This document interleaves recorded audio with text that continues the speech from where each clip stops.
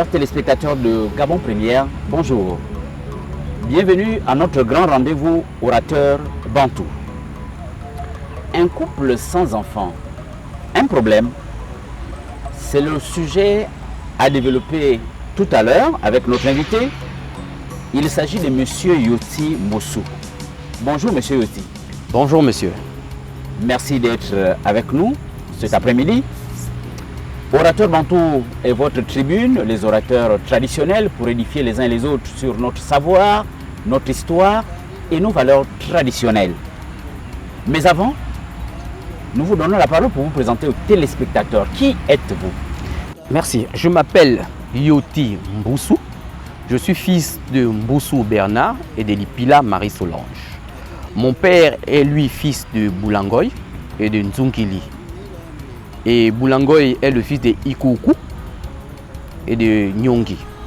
Je suis de la tribu du côté de mon père, Barambi. Mon village est Doumé. Du côté de ma mère s'appelle Lipila, comme je disais, Marie-Solange. Elle est fille de Ngodou Angélique. Ngodou Angélique est la fille de Bakoko. Et en même temps, elle est de Litéré. Une route sur la voie Koulamoutou. Merci, monsieur Yoti. Un couple sans enfants, est-ce un problème? Nous sommes les Bantous. Les Bantous sont très familles. Je précise bien très familles. Faut-il toujours s'attendre à une progéniture dans un couple Bantou? Bon, je tiens à préciser que tout kamite, quand on parle de kamite, on parlera des Africains, tout kamite, quand il va en mariage, ce n'est pas pour les beaux yeux de sa conjointe, c'est pour se reproduire, c'est pour faire des enfants. Sur toutes les enquêtes, quand un homme va vers une femme, quand on demande à un homme pourquoi tu veux te marier, il te dira c'est pour fonder ma famille. Et quand on définit la famille, c'est le père, la mère et les enfants, chez nous les Africains. Même si nous sommes dans l'option de la famille élargie, mais on a besoin de faire les enfants. Oui, il y a toujours cette famille élargie, mais la première des solutions, c'est que quand on épouse une femme, c'est pour faire des enfants, pas pour orner notre maison. Et dans ce cas, quelles précautions les Bantous prennent-ils pour s'assurer qu'un couple fera les enfants? Bon, déjà, étant donné, dans la nuit des temps, je parle de la nuit des temps, pas aujourd'hui, tout le monde néglige. Dans la nuit des temps, avant d'épouser une femme, le père ou le patriarche de la famille allait vers les oracles pour demander si la terre, parce que la femme était considérée comme une terre, si elle était fertile, si la terre était fertile. Si la terre n'était pas fertile, il allait chercher une autre, parce qu'à l'époque, c'était le père qui choisissait la femme qui devait porter le nom de son fils et le sien. Et comment ça se passait brièvement? Donc, j'ai une grand-mère, qui est son âme aujourd'hui, Nzungili. Elle prenait une corbeille, elle mettait 4 feuilles, 2 remplies de terre et 2 remplies de non-terre. Et elle demandait à la fille de venir soutirer une terre.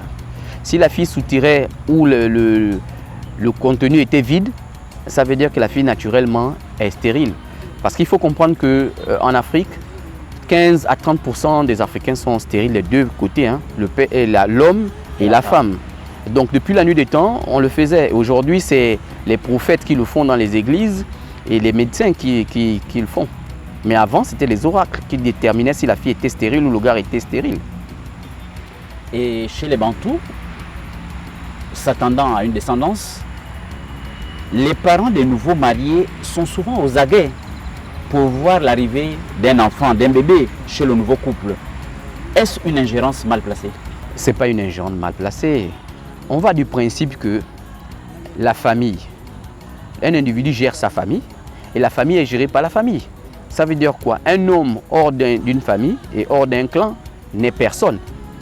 Donc la famille a le droit, parce que la femme qui vient va porter leur progéniture. Donc ils sont obligés de regarder si elle va le faire ou pas.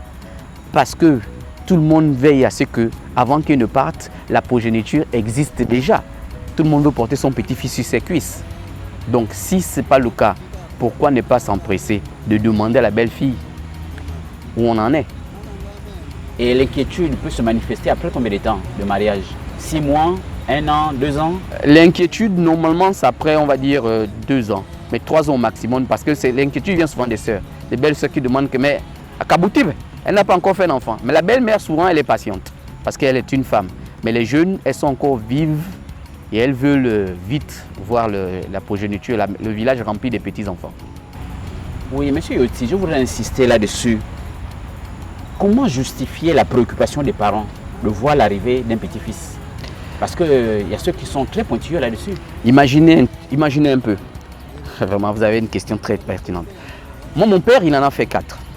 En sous-ensemble. C'est un exemple que je prends. Il fait 4 enfants. Le 5e, c'est moi. Donc 4 filles et un garçon. Ça fait 5 enfants. Et les 4 filles vont en mariage. Quand les femmes vont en mariage, elles perdent leur nom. Donc si elles étaient des Yoti, quand elles vont en mariage, elles perdent totalement leur nom. En faisant de la progéniture, l'enfant ne va plus porter des Yoti. Ils vont porter Nguema. Ils vont porter la progéniture du mari. Oui. Et moi qui suis resté, si je ne fais pas d'enfant, le nom de mon père meurt. La lignée de mon père meurt. Les responsabilités de mon père dans le village meurent. S'il était notable, sa place va s'éteindre. Si dans la chasse, il était celui qui donnait l'assaut. Moi, quand je vieillis, je n'ai pas d'enfant, donc on perd notre crédibilité au sein du village. C'est une question d'honneur. Faire des enfants est une question d'honneur pour l'homme. L'homme n'est pas, parce que je ne vais pas rentrer dans les détails, l'homme n'est pas celui qui s'élève. L'homme est celui qui fait les enfants. Quand on ne fait pas d'enfants, on est souvent mal vu. Nous comprenons tous que c'est une préoccupation en tant que Bantou. Et M. Yoti, parfois l'un des conjoints a déjà eu un enfant avant le mariage. Les soupçons deviennent très orientés. Que faire? Comment gère-t-on ce genre d'ambiance? Bon, je vais développer cette question sur 2 volets. Je vais prendre le volet qui blesse moins. D'accord? C'est le volet où la femme vient avec un enfant. Un enfant, 2 enfants. Un enfant ou 2 enfants, c'est un enfant. Ouais. D'accord? Dès que ça arrive et qu'on constate qu'au bout de 3-4 ans, la femme ne fait pas d'enfant. Que le nouveau couple ne fait pas d'enfant. Le nouveau couple ne fait pas d'enfant. Donc, qu'est-ce qui se passe? Les questions se posent. Est-ce la femme qui est stérile? Parce que tout a été toujours, pour l'Africain, c'est la femme qui est stérile. Est-ce la femme qui est stérile? La question se pose. Et après, pour essayer de noyer ça, on dit souvent, comme chez certaines ethnies de chez nous, Kamites, ils disent souvent, l'enfant n'est pas celui qui a fait rentrer dans le ventre. L'enfant appartient à celui qui garde, qui élève. C'est celui-là qui est le père de l'enfant. Donc ça, c'est la couverture pour essayer de masquer parfois l'infertilité de l'homme. Est-ce que ça veut dire que la femme est autorisée à aller prendre un enfant à l'extérieur? Non, souvent, elle ne peut même pas le faire. Si elle le fait, c'est comme une malédiction. Je vais rentrer un peu dans les profondeurs. Souvent, quand on constatait ça, on se réunissait et la nuit, on demandait au neveu d'aller dormir avec la femme. Parce que le neveu est le détenteur de la femme. Ou on les envoyait à la plantation toute la journée. En force de se rapprocher, ils finissent par faire un enfant. On ne se posait jamais la question. Ou soit on réveillait le neveu la nuit, on disait Yanga, viens de voir le Njobi. Njobi, tu ne parles pas. Quoi qu'il arrive, allez, monte. Quand il montait, l'enfant naissait. C'est la progéniture, c'est notre sang. On acceptait l'enfant. Et il n'avait pas le droit de dévoiler le secret. Donc c'est pour perdurer que le nom de la famille reste. Sinon, on est une famille qui ne fait pas d'enfants. Mais venez dans le cas où le nouveau couple, c'est l'homme qui vient avec un enfant ou 2 enfants. Bon, là, la femme pour moi, vraiment, la femme va être mutilée. Elle va être spoliée. Elle aura de tous les noms. Éléphant, femme, éléphant, calebasse vide. Elle serait insultée de tout le monde. Elle serait traitée de tout le monde. Elle serait traumatisée. Le mot vilipendée. Voilà, autant pour moi. Vraiment, vous voyez, les mots même ne sortent pas parce que c'est très méchant. Mais bon, c'est les choses de la vie. Mais on sait quand même qu'un enfant peut venir le plus tard possible, à certains moments. Ma grand-mère disait de ces femmes, les femmes éléphants. Vous voyez, l'éléphant fait l'enfant après peut-être 7 ans. Donc elle disait les femmes éléphants. Mais pendant ce temps, les vieux, ils pouvaient mourir aussi. Et ils voulaient toujours voir leur enfant. Ils n'attendaient pas le temps. Voilà, leur petit-fils, voilà. Monsieur Yoti, pour revenir à la question, un couple sans enfant, peut-on retenir que c'est un problème? C'est vraiment un problème. C'est pas normal qu'un couple n'ait pas d'enfant. C'est pas normal. Mais bon, avec les temps qui courent, c'est devenu normal. Parce que on peut se dire que c'est les boulots de tout un chacun. Vous avez peut-être un mari qui est ambassadeur. La femme est steward. Elle est tout le temps dans les avions. Elle ne peut pas ramasser une grossesse. Donc elle attend qu'elle prenne sa période de pré-retraite où elle pourra faire des enfants. Mais pour la famille, ils ne vont pas analyser comme ça. Les couples qui vont en mariage, qui ne travaillent pas, qui vivent sur le toit des parents, ils peuvent entre quatre murs, s'arranger que bon chéri, on ne fait pas d'enfants pour le moment. On n'a pas de moyens, on n'a pas de situation, on vit chez les parents, on est des enfants. Donc ça peut être un arrangement, mais pour les parents, ce n'est pas normal. Il doit avoir un enfant. Oui, il doit avoir un enfant, mais il n'y a pas d'enfant. Quelles peuvent être les voies de sortie? Les voies de sortie, elles sont nombreuses. Soit le mari épouse une autre femme, officiellement, soit il va le faire des enfants discrètement, et peut-être le jour de sa mort qu'on saura qu'il a une vingtaine d'enfants, soit eh bien, les sœurs en font un drame jusqu'à pousser la femme de partir. Mais comme en Afrique, le divorce, ça n'existe pas. On s'assoit, comme on a commencé le mariage, on était assis à la coutume.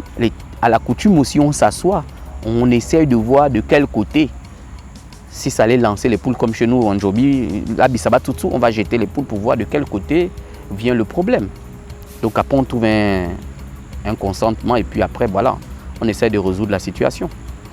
Oui, monsieur, c'est vrai que vous prenez un peu, vous citez les dernières issues de sortie. Est-ce qu'il n'y a pas possibilité de voir comment traiter? Oui, c'est ce que je disais, qu'il y a des possibilités de traiter. Mais aujourd'hui, tout le monde... Au fait, aujourd'hui, il y a la possibilité de traiter. Mais aujourd'hui, les gens voient le traitement traditionnel comme malvenu. Mais ces mêmes filles qui voient que aller chez un ganga, c'est mauvais, c'est les mêmes qui ne vont jamais faire des visites.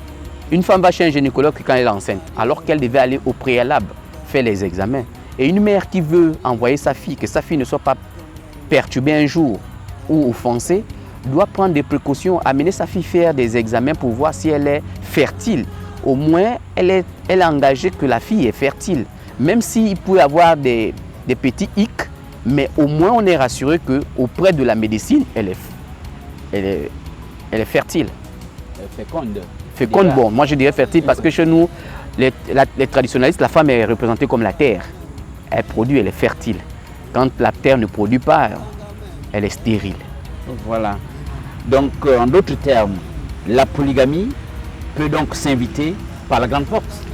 C'est inévitable. Si on veut sauver le nom de la famille et l'honneur du côté de la femme et du côté du mari, si on veut sauver l'honneur. Mais sachez que dans la polygamie, c'est la femme qui donne l'accord au mari de prendre une deuxième parce que je ne peux pas te faire des enfants. Ce n'est pas une exigence, c'est un accord.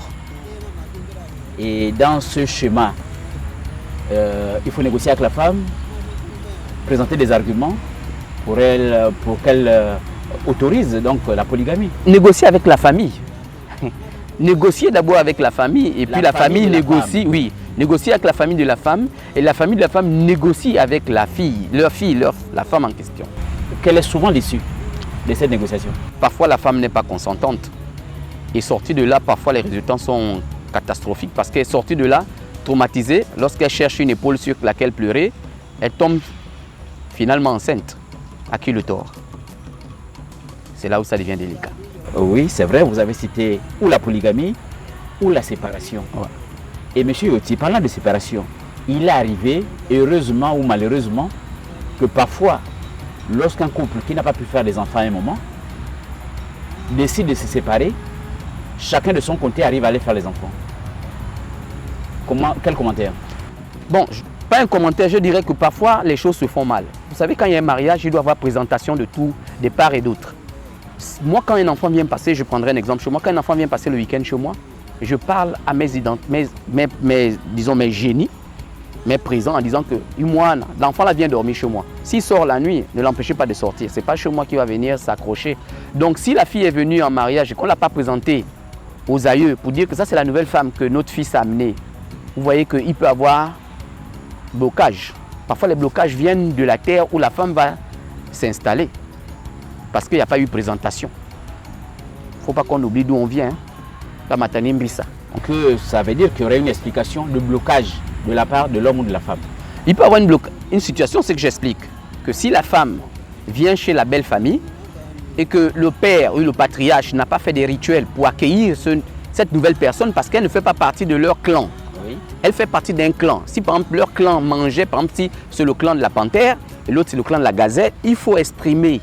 Disons qu'on a pris quelqu'un cette personne qu'on a amenée devient la nôtre. Si on ne le fait pas, cette fille est menacée. Elle peut attraper des retards ou ne pas attraper des retards. Elle peut attraper des retards, mais ça ne vient pas. Ça ne dure pas. Ça n'aboutit pas. Donc il y a des rituels à faire. Et du côté de l'homme aussi? Du côté de l'homme aussi, on présente la femme, on présente aussi l'homme que voilà, il va maintenant en mariage. Sa nouvelle demeure doit être bénite. C'est pour ça qu'aujourd'hui, quand on fait le mariage, après déposer et après accompagner la femme, autant pour moi, on les amène dans la petite hutte. C'est pour bénir le couple. Et qui devrait bénir? C'est les patriarches. C'est-à-dire? Les détenteurs du pouvoir de chaque clan. Donc les patriarches du côté du mari et les patriarches du côté de la femme.